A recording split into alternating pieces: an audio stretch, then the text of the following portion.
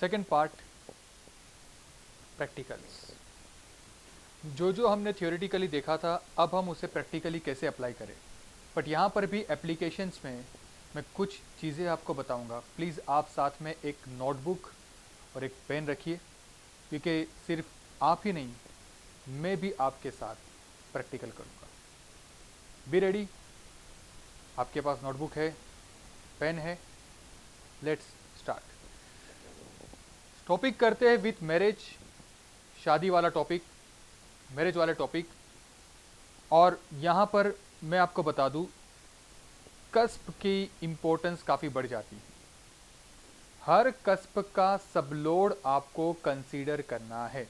कृष्णमूर्ति पद्धति एक बेस पे टिकी है। वो बेस ये है कि अगर कोई चीज़ प्रॉमिस है तो वो अनुकूल दशा भुक्ति अंतरा में मिलती है। अगर कोई चीज़ प्रॉमिस नहीं है तो चाहे आप दुनिया यहाँ से वहाँ कर लीजिए या कितने भी रेमेडीज करवा लीजिए, उपाय करवा लीजिए, मिलना काफ़ी नामुमकिन सा हो जाता है। तो उसे कहते हैं प्रॉमिस। जो भी मैटर जिस कस्प से बिलोंग करती है, उस कस्प का जो सबलोड है, वो सबलोड प्रतिज्ञाबद्ध है कि नहीं, प्रतिज्ञाबद्ध है कि नहीं, वो आपको देखना है। सो देखिए, जब भी आप किसी भी इवेंट की बात करें, जैसे हम यहाँ पर डिस्कशन कर रहे हैं विथ मैरिज, मैरिज को देखा जाता है 7th हाउस से। तो किसी जातक को या किसी जातक की कुंडली में मैरिज प्रॉमिस है कि नहीं, हम क्या करेंगे, उस जातक की कुंडली के अंदर जो 7th कस्प का सबलोड है, जिसको मैं कहूँगा 7 कस्पल सबलोड, हम उसे जाके पूछेंगे, क्या तू जातक की मैरिज प्रॉमिस कर रहा है या नहीं।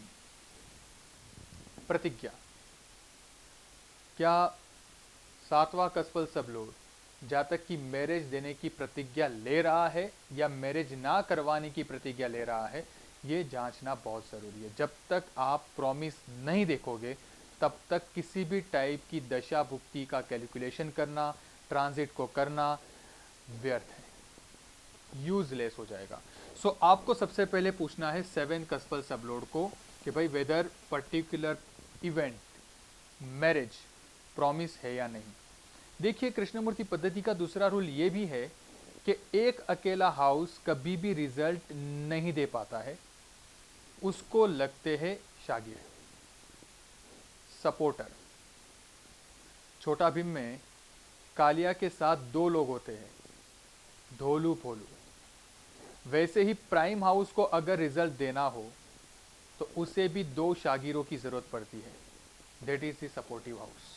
तो जब हम देखते हैं मैरिज की बात, तो 7 कस्पल सबलोड को हमने पूछना है, क्या 7 कस्पल सबलोड तू मैरिज प्रॉमिस कर रहा है कि नहीं। तो कब वो प्रॉमिस माना जाएगा, अगर 7 कस्पल सबलोड 7 के अलावा 7वां हाउस मैरिज हाउस, इसके अलावा वो 2nd और 11th हाउस से भी कनेक्टेड हो।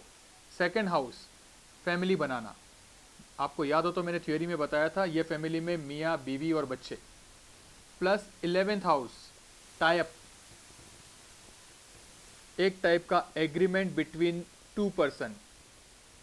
आपने मैरिज में देखा होगा, पूछा जाता है कि तुम्हें ये person as a life partner accept है, कबूल है या नहीं, that is a tie up, एक टाइप का एग्रीमेंट। तो जब भी 7 कस्पल सबलोड 2, 7 और 11 से कनेक्टेड होता है, तब हम ये कंक्लूजन निकाल लेते हैं कि जी 7वां कस्पल सबलोड प्रतिज्ञाबद्ध है, वो जातक की शादी करवा के रहेगा, बशर्ते एक कंडीशन है, दशा भुक्ति अनुकूल होनी चाहिए, दैट इज द प्रॉमिस। तो अब आपके मन में होगा कि 2, 7, 11 से पता चल गया कि जातक की मैरिज प्रॉमिस है, प्रतिज्ञा दिख गई। कब 7 कस्पल सबलोड गलत या उल्टी प्रतिज्ञा लेता है कि मैं जातक की शादी होने नहीं दूंगा। मैंने रूल बताया था, अगर आपको याद हो तो, हर हाउस से 12th हाउस उस हाउस के रिजल्ट को निगेट करता है। 7 कस्पल सबलोड तो 7th house prime marriage house, main hero, 2, 11 supportive hero. 7वें हाउस को निगेट करने वाला हाउस कौन सा बनेगा, उसका 12th पिछला हाउस 6, 2 को निगेट करने वाला कौन बनेगा? 1 बैचलर। 11 को निगेट करने वाला कौन बनेगा? 10। एक्सेप्ट ना करना। 1 6 10। अगर सातवां कस्पल सब लोड ना 2 ना 7 ना 11, 2 7 11 से कनेक्टेड नहीं है, और एट द सेम टाइम अगर वो 1 6 10 से कनेक्टेड हो जाता है, तो आप बेझिझक होके कंक्लूजन निकाल सकते हैं कि जी इस कुंडली में, इस हॉरोस्कोप में 7th कस्पल सब लोड जातक की मैरिज न करवाने की प्रतिज्ञाबद्ध है। और ये प्रतिज्ञा भीष्म टाइप की होती है। मतलब यहां पर ये हो गया कि जो प्रॉमिस है जातक को वही मिलता है, जो चीज़ प्रॉमिस नहीं है जातक चाहे कुछ भी कर ले वो चीज़ मिलनी नामुमकिन सी हो जाती है। तो ऐसे तो सबके ड्रीम होते हैं हमारी भी ड्रीम है कि हमें कुछ बनना है, तो क्या उपाय करने से हम वो चीज़ हासिल कर पाए कि क्या हम वो बन जाएंगे? Not possible. लाइफ का जो मैप है वो है कुंडली, और उस मैप में जो जो चीज़ मुझे प्रॉमिस मिलेगी, प्रतिज्ञाबद्ध है, और वही चीज़ मुझे मिलेगी। जो चीज़ प्रॉमिस नहीं है वो चीज़ मुझे शायद इस लाइफ में तो नहीं मिल पाएगी।